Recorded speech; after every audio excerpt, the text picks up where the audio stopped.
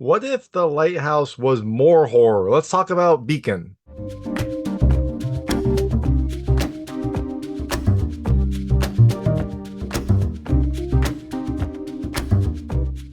Hey everyone, it's David Stark from Watcher Pass. I'm here to talk to you about Beacon, which premiered at the Tribeca International Film Festival on June 8th, 2024. It's a new horror film by Roxy, Shih and stars Demián Bichir and Julia Goldani Telles. My hot take is I definitely think you should watch it. It's different, but I really liked it. It is a nice, slow, tense thriller that has a slow burn buildup. It has a couple twists and turns along the way. It just kind of builds and builds until it boils over. I enjoyed it. I thought it was really interesting. I thought it had a really good use of sound and setting. There's a few things I didn't love about it, but overall, I really enjoyed it. I definitely think you should check it out. Um, so I'm gonna tell you a little about the film, a few things I liked, a few things I didn't like, and then really quickly go into the ending. So as you can imagine, there'll be spoilers in the ending section. If you don't know what happens in this movie, and you might not, there are some twists along the way. I would turn it off when I get there. Before that, though, I'll keep it vague. I'll keep it spoiler free. I'll let you know when I get to those spoilers. So, in Beacon, you have Emily who is going on a sailing trip around the world. She's going to take 6 months to circumnavigate the globe, but she's doing it in an old school fashion. No electronics, no nothing, just maps and the stars and her septith, whatever the compass on a ship is called. She's going to use all of those to circumnavigate the Earth. Now, doesn't really go according to plan. There is a big storm, and she washes up on this island. And on that island, she meets Ismael, who is tending a lighthouse. And in this isolated island, some other horrors start to happen. So, things I liked about this movie. The first, I love the setup. It's a great setup. You've got a stranded sailor, you've got an isolated island, you've got a strange person. It is the perfect setup for horror, the perfect setup for like what's going to happen. Do we trust this person? Do we not trust this person? It's a really great setup for a horror movie, and they do it perfectly. The second thing I love the uncertainty. There are a lot of kind of ups and downs in this movie as you're trying to figure out what you can trust and who you can trust. And the film does a good job of kind of like ebbing and flowing as the story continues. The third thing I love the twists and turns. There's a couple big twists here that really kind of like keep it moving. You would think it would be a very slow movie, and it is. It's a slow burn, it's a slow build, but they throw some twists along the way to kind of keep you on edge. It's kind of similar to the uncertainty, but the twists there are some pretty big story moments that definitely kind of like change your perspective. And the fourth thing I love the music. It's a great soundtrack for this. It kind of helps to emphasize the mood. It's like a sinister violin soundtrack that keeps you on edge. It does a really good job of like keeping you concerned, keeping you wondering what's going to happen next.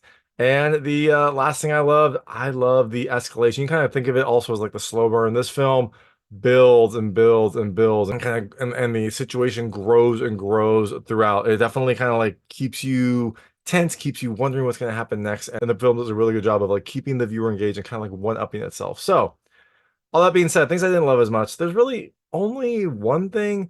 The CG, it feels like there was some CG use, especially at the start for some of the big storm scenes.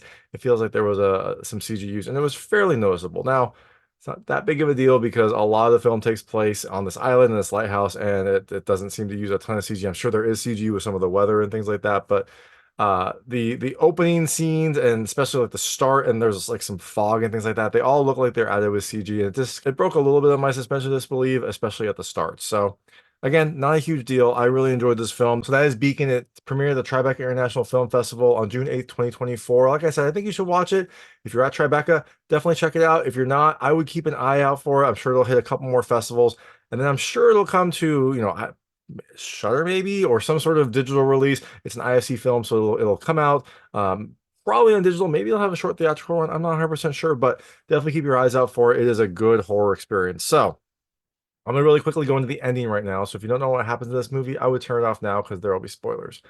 So like I said, you've got Emily who is going to circumnavigate the globe on her sailboat, and I don't know, man. I don't know. She has this grand plan, and then like 2 days in, seems to just have a shipwreck. Maybe she was sailing for longer, and they just did a really quick introduction. Maybe, but it's almost like as soon as she passes the equator, boom, shipwreck. There's a storm. Her ship gets kind of like capsized, and she wakes up on this remote island being tended by Ismael, who is the operator of the world's most isolated lighthouse. Now, Emily wants to get home, but Ismael's like, it's, we're out in the middle of nowhere. Like, we sometimes get radio signals. It depends on the weather. You have to be patient and you have to recover. She's injured, and so she has to recover. And so there's this constant push and pull between them where Emily wants to get out of there, understandably. And Ismail's like, you gotta take your time. We'll see when the weather's good. They get into this like strange friendship where Ismail's like very, very accommodating, like overly accommodating. It was almost a little weird. Like when she got there, he said, will you please sleep in the house? I will sleep in the lighthouse. So there's a house that she can sleep in, and it's like a two-section house. There's like an entire side for one person and an entire side for another person. But he still wants to like make her feel comfortable, so he sleeps in the lighthouse, and he also instantly like gives her a gun. He's like, "This is the only gun on the island. I want you to have it." Now she says, "No, I don't want. I don't want to have it." But he gives her the key to the box that the gun's in. So instantly, Emily has the house and the gun. It's almost like he's over accommodating, trying to make her feel, more comfortable. Now, what Emily's most concerned about is this radio. She wants to like use this radio to contact home to get someone out here to rescue her. Now, Ismail's like, well, the radio sometimes work. It depends on the weather. It really is kind of like a hit or miss situation. So we'll keep trying, but I just don't know how long it's going to be. And Emily gets kind of a little frustrated here. And her character was a little grating at the start. Like, he told her that he contacted the authorities when she landed, and then she's like, well, when are they going to come? When are they coming? He's like, I don't know. And she's like, I thought you already contacted the authorities. What did they say? And he's like, I don't remember. She's like demanding how long it's going to be until she gets rescued. And I'm like, yo, like this person pulled you from a shipwreck, saved your life, stitched you up. Like, I don't know, maybe be a little nicer. I mean, he was waffling a little bit, but it didn't seem that out of the ordinary, right? They're in a very remote place.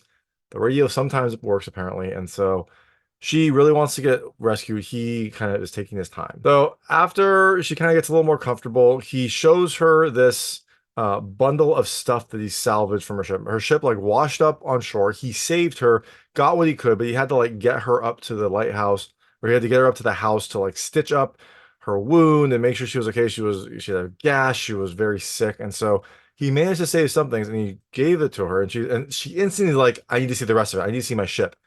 Now, what she was interested in is she was looking for, her father's ashes, which were on the ship. That's what was really important to her, I think. Or she was looking for her GoPro camera to see what happened, but I think it was her father's ashes. But it also, again, felt very ungrateful.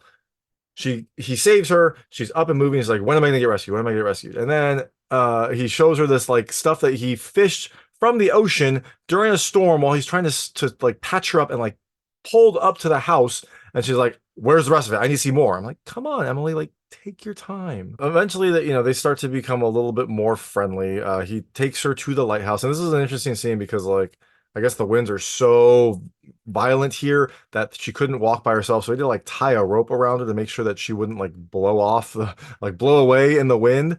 And so they make it to the lighthouse, and then he like takes her up several flights of stairs, like the entire lighthouse. I'm like, she couldn't walk from like the house to the lighthouse. How is she going to get up the stairs? She does it. Along the way, she sees the radio. She's like, hey, can we do the radio? Can we do the radio? And so they try. Nothing happens. They get up to the top of the lighthouse. It's a beautiful scene. It seems like they are starting to kind of like become friends. He makes this Chilean dish for her. It's delicious. And during dinner, he lays out some rules. There's some regulations that he wants her to follow. One, she can't use the radio without him. Sinister, maybe? He doesn't want her to like contact home. But he explains the last idiot that used it broke it, and it was broken for weeks. And she's like, who was that? And he's like, it was me. When I first got here, I tried to use the radio and I broke it. So like he's very careful with the radio. It's his only lifeline out. Makes sense.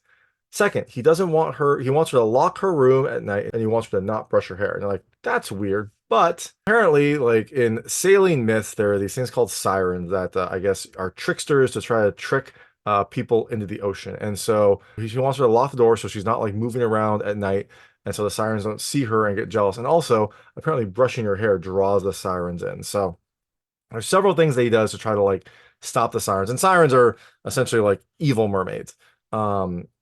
they, she locks the door, she doesn't brush her hair, and they leave lights out in front of the windows. And I guess the fire scares the sirens away. So these are all these different things that he does to prevent the sirens from coming. So it seems like he believes in these myths. And so she accommodates. She is a seasoned sailor, so she knows what these myths are, so she accommodates. So later, Emily is in her room and she's snooping around and she finds this sketch of a dead siren. It's like a pretty graphic looking picture and it scares her. She's like, well, that's a weird thing for someone to draw. I would be scared too. You're in an isolated place with a strange person and you see this like creepy dead siren drawing. Very weird. That's when Ismael comes back and Emily's like startled. She comes downstairs and he's like, hey, guess what? I spoke to your family. He said that he was calling, their family was there, and he says that he spoke to her father. And Emily is overjoyed at first, but as soon as he mentions that he spoke to her father, she like clams up. She like is like feigns joy. And why? Well, we know that her father is dead. He doesn't know that. And so he tells us a story about how he like contacted them and he talked to her father, and her father wants to come out on the rescue mission. And so she's like very suspicious at this point, as you'd imagine. So again, Emily's suspicions are like peaked. And so at dinner, she asks, like, whose clothes am I wearing? Because she's wearing like a full set of other clothes. There's an entire separate part of the room. And Ismael's like, oh, this keeper Manuel was here earlier. He suffered an injury and couldn't, watch Lighthouse anymore. So she just happens to be wearing all of his stuff. So it seems like there was another keeper. They're gone. Convenient. Now Emily has that spot. But I think Emily is very suspicious. But eventually Ismael says, like, hey, look what just washed up ashore. They go down and there is Emily's boat. And she tries to go in quickly to like get her father's ashes and she like cuts herself on a jagged piece of metal on the boat. Ismael's like, hold on, let me get it. And he goes in, grabs her father's ashes, and brings it out. And when he comes out, Emily has a gun to him.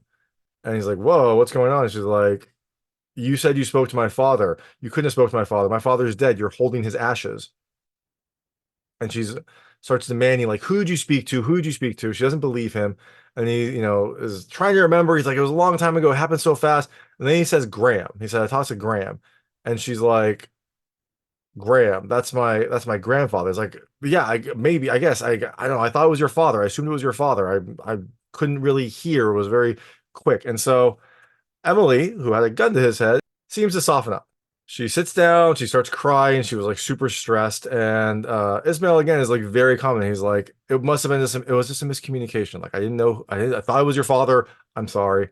Things like that. Now, after this, Emily keeps apologizing. Emily keeps apologizing to him for, what she did. She pulled a gun on him. He's very gracious about it. He makes like one joke about it, but she mentions that she saw a picture of him and a little girl. Is that his daughter? And he's like, yes, that's my daughter, Luciana. And he's like, the picture was taken on my birthday. And she's like, oh, when's your birthday? And he's like, tomorrow. She's like, really? And so they go to sleep. And that night, Ismael has a dream. He's in his lighthouse. The door opens. Emily walks in. She climbs on top of him. They start to get intimate. And then as he's like rubbing her, he feels some scales. And he looks up and Emily is a siren. And he wakes up. It's a nightmare, but it was, a fantasy at the start. Then it turned into a nightmare. It seems like Ismael is starting to be affected by having Emily there. The next morning, the next morning he goes in and Emily has made like a lovely little like birthday celebration with what they've got. She made like a banner that says happy birthday. She made him pancakes and they start to celebrate. They start drinking wine. It is a fun time. They're talking a lot, but then Ismael gets a little weird from all the wine. He like starts singing opera. He makes some weird comments, things like that. So Ismael passes out and Emily cleans up a little bit. The next day, Emily is looking through the book and sees that mermaid picture again. Now, Ismael then calls her down and makes her undress because he's taking her stitches out. He doesn't want her stitches to get infected, so he's taking the stitches out. It's a strange scene because he's just like trying to get her stitches out, and she seems very sad and uncomfortable. I guess I guess maybe she is uncomfortable with this, but again, it's like there's not really a ton of privacy here. There's not really a ton of like medical supplies. He doesn't want her to get infected, so he doesn't want to like have like a dirty sheet on there to cover it up. He just wants to like get the stitches out and be done with it. So it's a weird scene because it seems like she is really upset by this, but he's just like taking out the stitches that he put in to save her leg. Now later, he is working on the antenna and he looks down at the house and he stops repairing it. And so you're wondering, like, maybe he's slow rolling this repair. Maybe he doesn't want Emily to leave. Maybe he likes the companionship. Who knows? That night, she asks if he wants a drink. He gets drunk, he passes out, and Emily starts snooping around. She snoops around the lighthouse. She goes up to the radio. She tries the radio, it doesn't work. And then she opens a drawer next to it, and there's more dead siren pictures. A lot of dead siren pictures. And there's one picture, I don't know, it's like a siren in bed. And it looks a little bit like Emily. Like not exactly like, but it looks a little bit like Emily. So it's very creepy. And in the next drawer, she finds her GoPro camera from her boat. So this is starting to make her question what's going on. She thinks that maybe Ismael is this like crazy person, potentially, who knows? But she then decides to leave and grabs an axe from the lighthouse. And as she's going back to the house, she hears something rattling and she opens up the basement. And inside the basement, she finds a freezer with blood on it. She opens up the freezer and inside is a dead siren. Nope, it's a vision. There's a lot of visions in this that kind of like throw you for rope-a-dopes. It is actually a dead person. And that is when she hears Ismael. He says, wait, I can explain. Manuel was trying to rape you. I had to stop him. And he got, killed in the process. And she asked about the drawings, and he's like, I can't draw. Those are Manuel's drawings. So he's trying to explain it. He seems to have an explanation for everything. He goes for the axe. Emily fights him off, hits him with the axe, and gets back into the house. And she barricades the house. And Ismael is like waiting outside, trying to get in, saying like, I need to get in. He's worried about the siren. He's worried about the weather. Emily doesn't let him in. She falls asleep by the door. And apparently Ismael falls asleep on the other side of the door. Now the next morning, she goes out. She sees he's like passed out. He's probably very sick. And she pulls him into the house and starts taking care of him. And it's a role reversal because he took care of her when she was very sick. Now he is very sick and she's taking care of him, but she's taking precautions. His hands are tied while she's, dressing his wounds. She like makes sure to tie him to something whenever he takes a bath, things like that. So after she takes care of him for a little, she tells him that he needs to help her fix the antenna. And he is a little belligerent. I assume probably because he's tied up and like a prisoner, he doesn't want to help her. And she says, I've got all the supplies I could ever need. I could live here forever. I don't need you. You need to fix the antenna. Now, he starts getting a little bit angrier. He starts, I think, quoting like a Bible verse, essentially. So Emily gets frustrated. She goes up to the lighthouse to try to fix it again. And while she's up there, she hears a horn and she looks out and she sees a ship. And she starts trying to like wave to it. And I'm like, what are you doing? There's a radio right there. Go down, talk on the radio. See if you can contact the ship. It's close. The weather's not going to affect it. Do that. She doesn't. She tries to like wave to the ship. The ship goes away. Obviously, it's not going to go towards a lighthouse. The whole thing, the reason it's there is to like prevent people from getting there. She goes back and tells Ismael about this, and he's like, there's no way. A ship that big would never approach. It's got to be the sirens. The sirens are like trying to trick you. They're trying to play tricks on us. They're trying to get us.